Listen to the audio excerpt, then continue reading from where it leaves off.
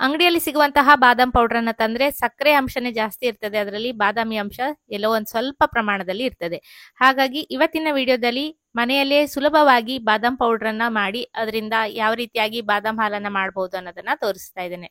ನಮಸ್ಕಾರ, ನಾನು ಪವಿತ್ರ ಭಾಗವತ್, ಮಿಸೆಸ್ ಭಾಗವತ್ ಚಾನೆಲ್ಗೆ ನಿಮ್ಮೆಲ್ಲರಿಗೂ ಪ್ರೀತಿಯ ಸ್ವಾಗತ. ನಾನಿಲ್ಲಿ ಒಂದು 400 ಗ್ರಾಮ್ ಆಗುವಷ್ಟು ಬಾದಾಮಿಯನ್ನ ತಗೊಂಡಿದ್ದೇನೆ. ಬಾದಾಮಿಯನ್ನ ಒಂದು ಪ್ಯಾನ್ ಅಲ್ಲಿ ಹಾಕಿ ಚೆನ್ನಾಗಿ ಗರಿ ಗರಿ ಆಗುವ ತನಕ ಇದನ್ನ ಹುರಿದುಕೊಳ್ಬೇಕು. ಚೆನ್ನಾಗಿ ಗರಿ ಆದ ನಂತರ ಇದನ್ನ ಬೇರೆ ಪಾತ್ರೆಗೆ ಹಾಕಿ ಇಟ್ಕೊಂಡಿದ್ದೇನೆ. ಈಗ ಅದೇ ಪ್ಯಾನ್ ಅಲ್ಲಿ ಒಂದು 1/4 ಕಪ್ ಆಗುವಷ್ಟು ಗೋಡಂಬಿಯನ್ನ ಹಾಕಿದ್ದೇನೆ. ಗೋಡಂಬಿಯನ್ನು ಕೂಡ ಹಾಗೆ ಚೆನ್ನಾಗಿ ಗರಿ ಆಗುವ ತನಕ ಹುರಿದುಕೊಳ್ಬೇಕು.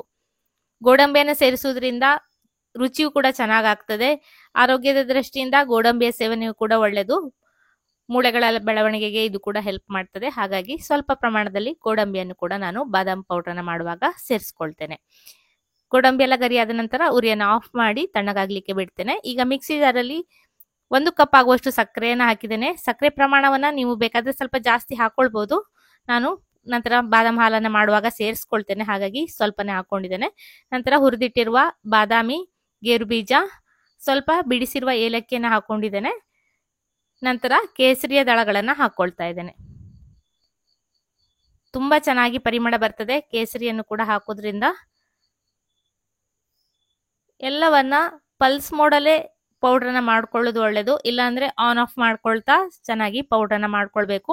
ತುಂಬಾ ಹೊತ್ತು ಲಾಂಗ್ ಅಲ್ಲಿ ರನ್ ಇಟ್ರೆ ಅದು ಬಾದಾಮಿ ಎಣ್ಣೆ ಬಿಟ್ಕೊಂಡು ಬರ್ತದೆ. ಹಾಗಾಗಿ ಆನ್ ಆಫ್ ಮಾಡ್ಕೊಳ್ತಾ ಪೌಡರ್ನ ಮಾಡ್ಕೊಳ್ಬೇಕು. ಸಾಧ್ಯವಾದಷ್ಟು ನುಣ್ಣಗೆ ಪೌಡರ್ನ ಮಾಡ್ಕೊಂಡಿದ್ದೇನೆ. ಈಗ ಇದಕ್ಕೆ ಬಾದಾಮ್ ಪೌಡರ್ ನಾವು ಹೊರಗಡೆ ಎಲ್ಲ ತಂದಾಗ ಅದರಲ್ಲಿ ಚಿಕ್ಕ ಚಿಕ್ಕ ಪೀಸ್ಗಳು ನಮಗೆ ಹಾಲನ್ನು ಕುಡಿಯುವಾಗ ಸಿಗ್ತದೆ. ಅದೇ ರೀತಿ ಫೀಲ್ ಮನೆಯಲ್ಲಿ ಮಾಡುವ ಬಾದಾಮ್ ಪೌಡರ್ ಬರಬೇಕು ಅಂದ್ರೆ ಸ್ವಲ್ಪ ಬಾದಾಮಿಯನ್ನ ಚಿಕ್ಕದಾಗಿ ಪೀಸ್ ಮಾಡಿ ಹಾಕೊಂಡ್ರೆ ಆಗ್ತದೆ.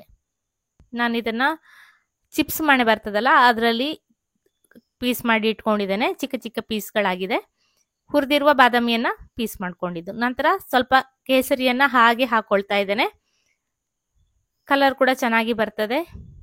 ನೋಡ್ಲಿಕ್ಕೂ ಒಂಥರ ಖುಷಿ ಆಗ್ತದೆ. ಕೇಸರಿ ಮಧ್ಯೆ ಮಧ್ಯೆ ಸಿಕ್ಕಿದಾಗ ಅದು ಯೆಲ್ಲೋ ಕಲರ್ ಬಿಡ್ತದಲ್ಲ, ಅದು ನೋಡ್ಲಿಕ್ಕೆ ಇಷ್ಟ ಆಗ್ತದೆ. ಹಾಗಾಗಿ ಸ್ವಲ್ಪ ಹಾಗೆ ಹಾಕೊಳ್ತೇನೆ. ಪೌಡರ್ ಮಾಡುವಾಗ ಹಾಕಿದ್ದು ಚೆನ್ನಾಗಿ ಪರಿಮಳ ಕೊಡ್ತದೆ ಹಾಲನ್ನ ಮಾಡಿದಾಗ. ಈಗ ಬಾದಾಮ್ ಹಾಲನ್ನ ಮಾಡ್ಕೊಳ್ತಾ ಇದ್ದೇನೆ. 3 ಕಪ್ ಆಗುವಷ್ಟು ಹಾಲನ್ನ ಹಾಕೊಳ್ತಾ ಇದ್ದೇನೆ. ನಿಮ್ಗೆ ಎಷ್ಟು ಬೇಕು ಅಂತ ಅಷ್ಟನ್ನ ಹಾಕೊಳ್ಬಹುದು. 3 ಕಪ್ ಹಾಲಿಗೆ 1 ಟೇಬಲ್ ಚಮಚ ಆಗುವಷ್ಟು ಸಕ್ಕರೆಯನ್ನ ಹಾಕೊಳ್ತಾ ಇದ್ದೇನೆ. ಹಾಗೆ 1 ಟೇಬಲ್ ಚಮಚ ಆಗುವಷ್ಟು ಮಾಡಿಟ್ಟಿರುವ ಬಾದಾಮ್ ಪೌಡರ್ನ ಹಾಕೊಳ್ತಾ ಇದ್ದೇನೆ. ಈ ಬಾದಾಮ್ ಪೌಡರ್ನ ಮಾಡಿ ನೀವು ಮಕ್ಕಳಿಗೆ ತೋರಿಸ್ಲಿಕ್ಕೆ ಹೋಗ್ಬೇಡಿ. ಅಕಸ್ಮಾತ್ ಅವರೇನಾದ್ರೂ ಅದರ ರುಚಿಯನ್ನ ನೋಡಿದ್ರು ಅಂದ್ರೆ ಬಾದಾಮ್ ಪೌಡರ್ ಡಬ್ಬ ಖಾಲಿಯಾಗಿರ್ತದೆ. ಒಂದ್ ರೀತಿ ಪಂಚಕಜ್ಜಾಯದ ರೀತಿ ಆಗ್ತದೆ. ಅದು ತಿನ್ಲಿಕ್ಕೆ ಚೆನ್ನಾಗಾಗ್ತದೆ. ಹಾಗಾಗಿ ಡಬ್ಬಿಯನ್ನ ಎಲ್ಲಾದ್ರೂ ಮುಚ್ಚಿಡೋದನ್ನ ಮಾತ್ರ ಮರಿಬೇಡಿ. ಚೆನ್ನಾಗಿ ಮಿಕ್ಸ್ ಮಾಡಿಕೊಂಡು 1 ಕುದಿ ಬರಬೇಕು. ಇದು ಅಲ್ಲಿ ತನಕ ಕುದಿಸಿದ್ರೆ ರುಚಿ ರುಚಿಯಾದ ಬಾದಾಮ್ ಮಿಲ್ಕ್ ರೆಡಿ ಆಗ್ತದೆ. ಇವತ್ತಿನ ಈ ರೆಸಿಪಿ ನಿಮಗೆ ಇಷ್ಟ ಆಗಿದ್ರೆ ಖಂಡಿತ ಒಂದು ಲೈಕ್ ಮಾಡಿ, ಶೇರ್ ಮಾಡಿ, ಅನಿಸಿಕೆನ ಕಮೆಂಟ್ ಅಲ್ಲಿ ತಿಳಿಸಿ. ಹಾಗೆ ಚಾನೆಲ್ ಅನ್ನ ಸಬ್ಸ್ಕ್ರೈಬ್ ಮಾಡಿಕೊಂಡು ಸಪೋರ್ಟ್ ಮಾಡಿ ಅಂತ ಕೇಳ್ಕೊಳ್ತೇನೆ. ಚೆನ್ನಾಗಿ ಕುದಿ ಬಂದಾಗ ನಾವು ಎಕ್ಸ್ಟ್ರಾ ಹಾಕಿರುವಂತಹ ಕೇಸರಿ ದಳ ಏನಿದೆ ಅದು ಕೂಡ ಕಲರ್ ಬಿಟ್ಟು ಬರ್ತದೆ.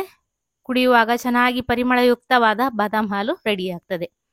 ಇಷ್ಟ ಆಗಿದ್ರೆ ಖಂಡಿತ ಲೈಕ್ ಮಾಡಿ. ನೀವು ಕೂಡ ಹೊರಗಡೆಯಿಂದ ಬಾದಾಮ್ ಪೌಡರ್ ಅನ್ನ ತರುವ ಬದಲು ಈ ರೀತಿ ಮನೆಯಲ್ಲೇ ಬಾದಾಮ್ ಪೌಡರ್ ಅನ್ನ ಮಾಡಿ ಟ್ರೈ ಮಾಡೋದನ್ನ ಮರಿಬೇಡಿ. ಇದೇ ರೀತಿ ಇನ್ನೂ ಹೊಸ ರೆಸಿಪಿಗಳೊಂದಿಗೆ ಬರ್ತೇನೆ. ಮತ್ತೊಂದು ವಿಡಿಯೋದಲ್ಲಿ ಸಿಗ್ತೇನೆ. ಅಲ್ಲಿಯವರೆಗೂ ನಮಸ್ಕಾರ.